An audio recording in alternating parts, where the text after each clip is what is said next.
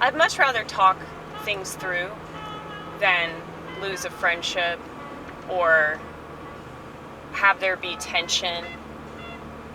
You know, like, my work is definitely a family, but I have a much easier time talking to them than I do, like, my own family.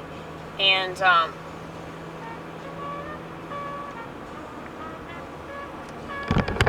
think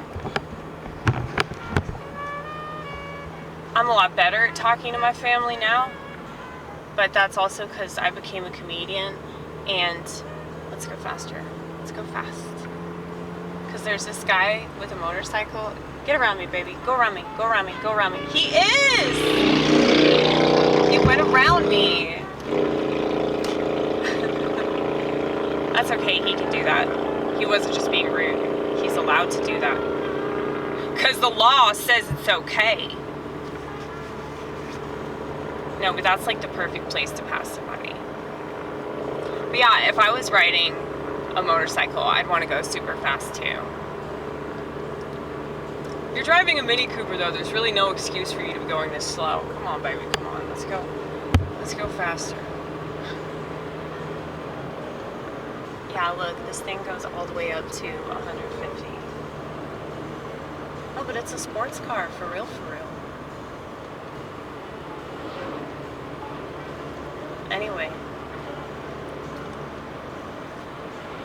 So yeah.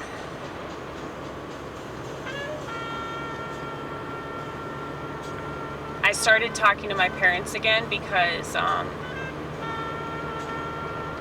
my comedy, I started doing stand-up comedy, and I noticed that my comedy was stale.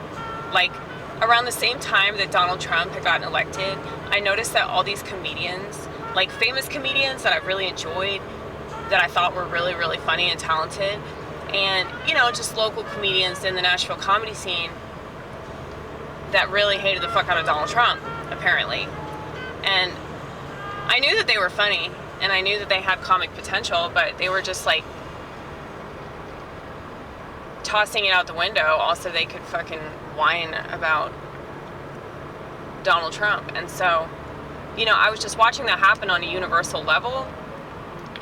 And around that time, you know, I was writing all these jokes about, you know, my family and how I just didn't get along with them, and I was the black sheep, and I was still liberal too, so I was definitely like in that victim mentality, and I felt like I wasted my life with comedy. Like, I should have been doing comedy that whole time, and I just felt so stupid. Because it just made so much sense. Like, when I started doing it, I was like, holy shit, like, you're mentally ill and there's really no other option for you. So I don't know, that's always how I felt. And if that's how I feel about my life and about my existence in this world, then yeah, I'm probably right. You know? And I trust that I'm right about myself, mainly because, okay, I'm just so scared. I don't know why I'm so scared. Yeah, you could have really gone just now, but it's okay. Come on. It scares the shit out of me, dude. Well, I mean, you've been in several accidents, so it makes sense why you have this level of anxiety about it. Yeah. Dude, the first year that I started driving, I didn't even want to start driving. My parents made me start driving. See, all these conventional things, like, the only reason why I drive, the only reason why I went to college for like 2 years before I ended up dropping out because I was a raging alcoholic. And I told my parents that that was going to happen. And it did. Lo and behold, I was right about myself once again. So yeah. I just have this tendency to know myself and to understand things because I pay attention. So I guess that's why I understand stuff about the world, right? But I'm noticing things from like an outsider perspective, not like, you know, like, oh, here's what we're supposed to look at on the television. Like, this is what the news says is happening. You know, I've always had that very, like, skeptical mindset about everything. But, I don't know. It's stupid for me to have ever been angry with my parents because they're a lot of the reason why I do comedy, you know? Because of that feeling of being on the outside and, you know, not fitting in with anything, but especially my adopted family. I just felt like such a disappointment and a failure to them. Like, my dad refused to clap at my graduation because he was so mad. He was so mad that I failed my best subject.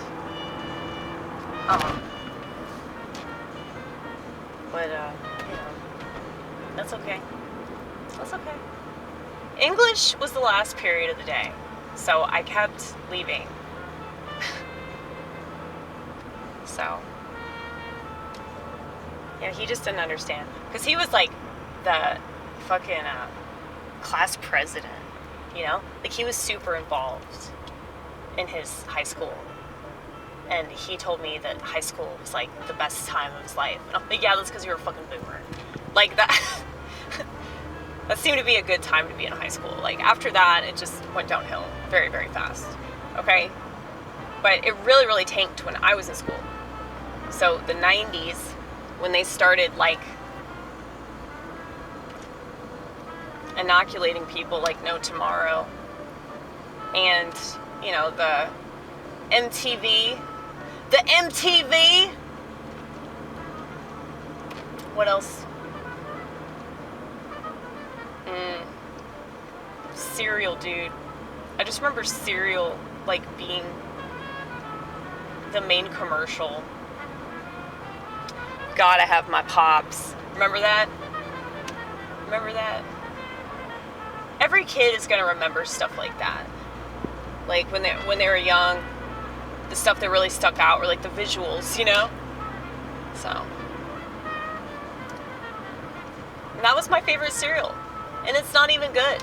It tastes like fucking plastic. And it probably is plastic, you know? Like, the more that you know, you can't enjoy anything that you used to enjoy with this innocence of, like, I always had this sneaking suspicion that they were trying to kill us in every possible way.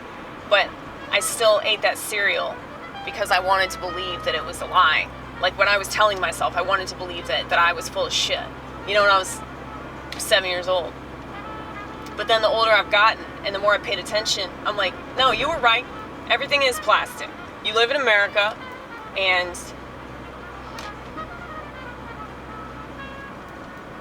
you know, it says a lot of stuff will say, like, made in America, but I think that America is like Mattel. You know what I'm talking about? The plastic dolls. That's just how it feels.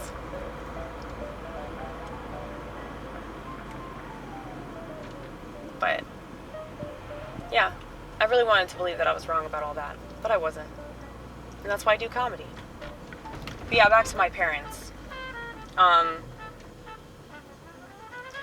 decided to just forgive my dad, like, right around the time that I went to a psych ward, because I needed to air out. That was my excuse for going. I was there for like 4 days. Like, they told me I didn't need to be there because I just knew myself too well. Yeah, they don't like it when people can't be controlled. And it's not, like, sociopathic. Like, I would say that I'm a pretty, like, kind-hearted person. I've done a lot of bad things, but I was in a bad place mentally. Not trying to justify anything, just trying to explain myself. But anyway, yeah, so around the time that I had started to do comedy, it was like I was trying to do jokes about my parents and my brother, and it was just terrible. It was just terrible because, like, you could tell I was just mad, and you know, that bitterness isn't funny. And so, yeah, I think that's interesting. Like, around that same time was when Trump was in office, and people were so mad about it that they had no choice but to write really bitter, unfunny shit that they thought was like clever. But it's like Trump revealed the fact that everybody's infantilized. But it's because of this whole like idea of what society is supposed to be, you know? So that's why society is so easily susceptible to falling into these traps of technology and education, and it's so easy to control the public when you can control the things that they think are important, you know? You control their mind by telling them like how to feel about everybody, you know? You can control morality. There's no such thing as morality. You know, the state is God. So that's kind of how a lot of them see it without realizing that that's how they see it. But if you control products, if you control what they consume, you really got them, you know? So that's why America is like the worst country, but it's also the best country because you can choose not to give in to all that. That's what people don't know.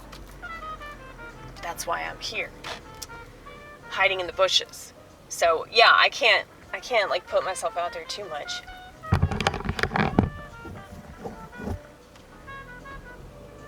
Not to compare myself to Jesus or anything. I wouldn't want to be certain people right now, okay? No, the thing is, when people start comparing themselves to Jesus, that's usually like when they've gone like completely nuts. And so, sorry, I just saw another Mini Cooper that looked almost identical to mine. We had a moment. But anyway, yeah, so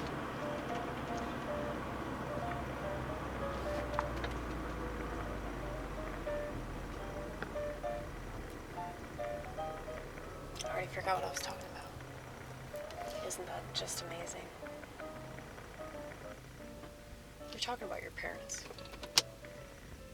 Oh yeah, my parents. Bitterness. Bitterness is not funny. So yeah, I just, I decided to forgive my dad, and things have gotten a lot better. And it's all because I started doing stand-up, you know?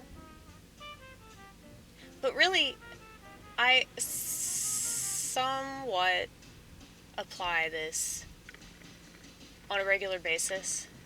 And I say somewhat because it's like, there are certain days when I really apply it and other days where I kind of sort of not really apply it. But that idea is still there, that I could apply it, right? Well, like, just thinking about everything as a potential joke. Thinking about everything as like a source for knowledge, a source for experience and humor and like ideas. Like, just learning from your experience, like, every second of the day is it's just so cool, you know? And I'm so grateful for that, man. It's like the best thing ever. So, for a while, you know, I took all the stuff that made me feel like shit, or the stuff that I used to like separate myself, and I just curled up with it and like felt bad. But I stopped doing that because I realized, well, I could use this and it could be a positive thing. And so it was just like that simple like shift in perspective, and it really changed everything. And now, you know, I'm like regularly like talking to my parents. So I don't have to smoke, you know, a fuck ton of weed in order to like be around them anymore. So that's good, right? That's success. It ain't progress, it's success. Progress is no success. No, it's not. No, it's not. And it's not eventual success. It's eventual death, because you're trying to progress in the ways of the world, and the ways of the world are fucking shit. They don't want you to learn from your experience. They just want you to buy more shit, you know? I was gonna say, bro, where do you think you're going? They had their left turn signal on, and I was like, what the fuck? Like, there's nowhere to turn left here. Equinox. Is that what that is? No, Highlander. It's a Highlander. Yeah, how the fuck did you get Equinox? I don't know, dude. My visuals are probably, like...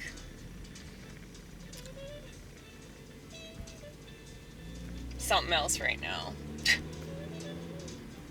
Mainly because of the lights. The lights tend to mess with me.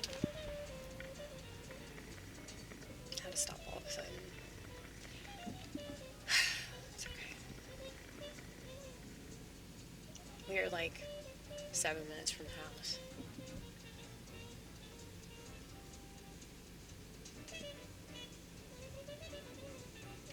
Yeah, you really can't get another accident, dude. Please don't.